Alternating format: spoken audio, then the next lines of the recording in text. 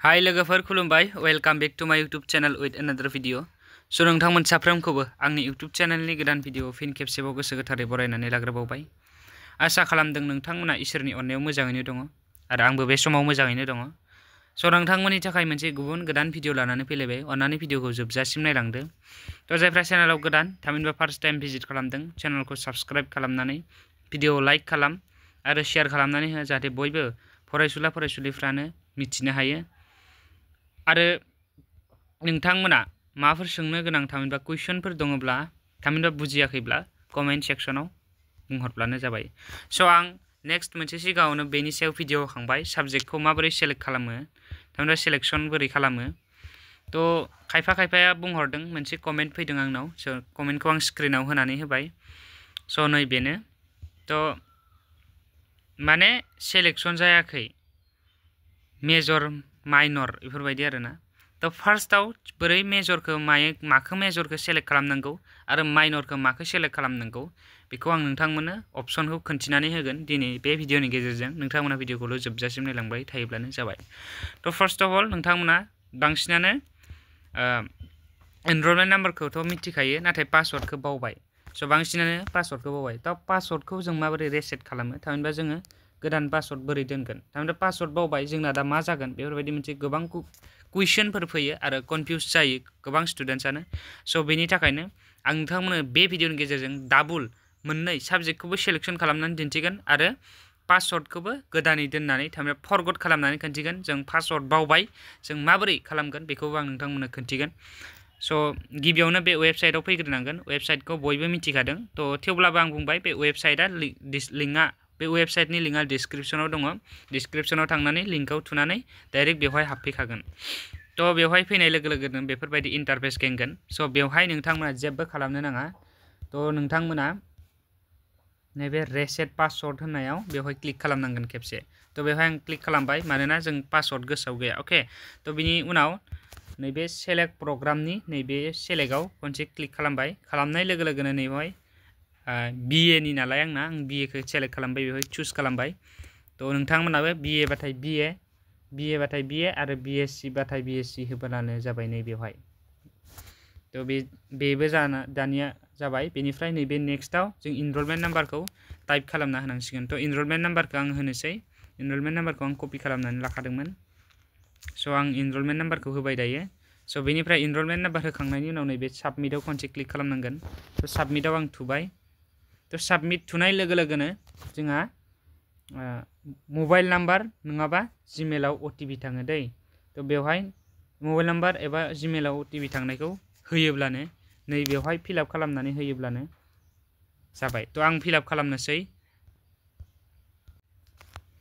स' लोगोफोर आं दायो नै जिमेलनि OTP फैनायखौ आं बेवहाय होबाय। बेनिफ्राय नैबे साबमिटआव खनसे क्लिक खालामनोसै। अके साबमिटआव क्लिक खालामनाय लोगो लोगोनो बेयो रेसेट जाबाय आरो नैबेवहाय नोंथांमोना पासवर्ड गोदान होनांगोन। अके आं दायो पासवर्ड गोदान दोननोसै। थ' नोंथांमोनाबो गोसोबायदि दोनब्लानो जाबाय।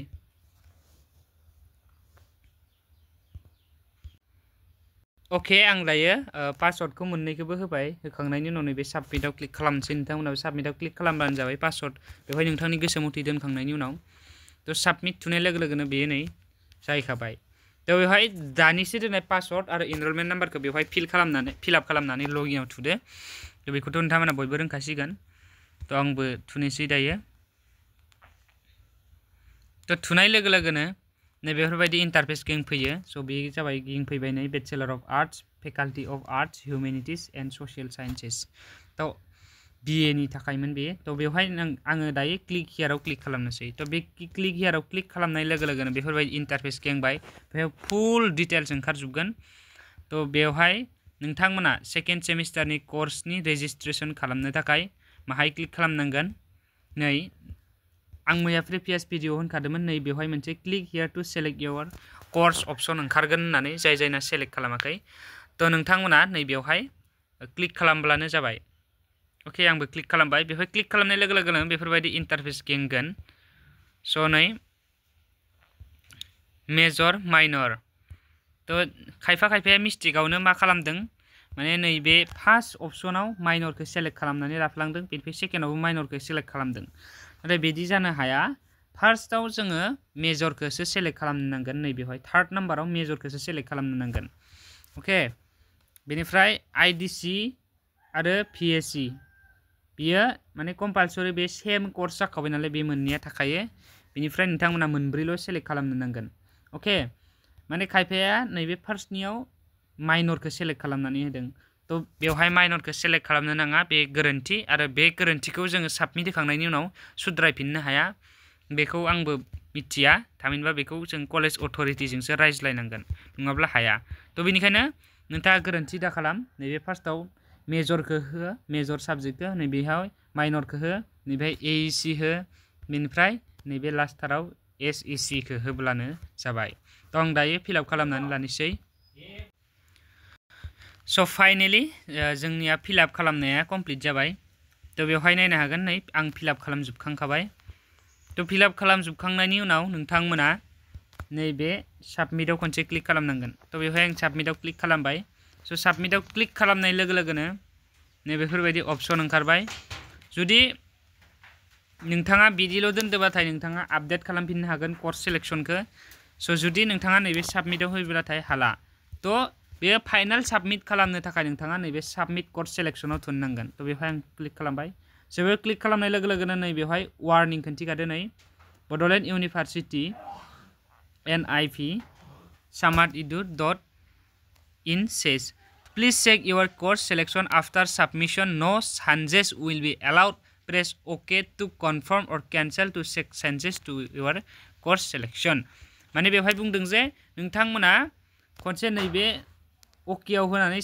कनफार्म खालामनाय लोगो लोगोनो साबजेक्ट सिलेक्शन खालामनायखौ माने एडिट खालामफिननो हाया तो बेनिखायनो नोंथांमोना मोजांहाय साबजेक्ट्सफोरखौ नायनानै फिलआप खालामब्लानो जाबाय अके तो बेनिफ्राय नैबे ओकेआव आं क्लिक खालामनोसै बे ओकेआव क्लिक खालामनाय लोगो लोगोनो नै बेवहाय नै अपसन ओंखारबाय नै कोर्स साबमिटेड सक्सेसफुली अके बे जाहैबाय साबमिट जाबाय कर्सआ नै सेकेन्ड सेमिस्टारनि कर्सआ बेवहाय साबमिट जाबाय अके लोगोफोर नोंथांमोना आई होप बुजिबाय तो आं फुल्लि मोजाङैनो एक्सप्लेन खालामनानै खोन्थाजोब्बाय स' बे भिडिअनि गेजेरजों नोंथांमोना मोननै बेनिफिट मोनबाय तो मोनसेया जाहैबाय फरगट बोरै पासवर्ड बावनायखौ बोरै फरगट खालामो आरो बेनिफ्राय नेक्स्टआव मोनसेया जाहैबाय नोंथांमोना माबोरै सेलेक्ट खालामो मेजरखौ मायाव होयो माइनरखौ बबाव सेलेक्ट खालामो बेखौ नोंथांमोना बे भिडिअनि गेजेरजों मिथिबाय तो जायफ्रा जोबजासिम नायबाय थेंक इउ भेरि माच फर वाचिं बेफोरबायदिनो गोदान गोदान भिडिअ मोनबाय थानो थाखाय नोंथांमोना चेनेलखौ साबस्क्राइब खालामब्लानो जाबाय थेंक इउ भेरि माच फर वाचिं लाभ इउ अल बाय बाय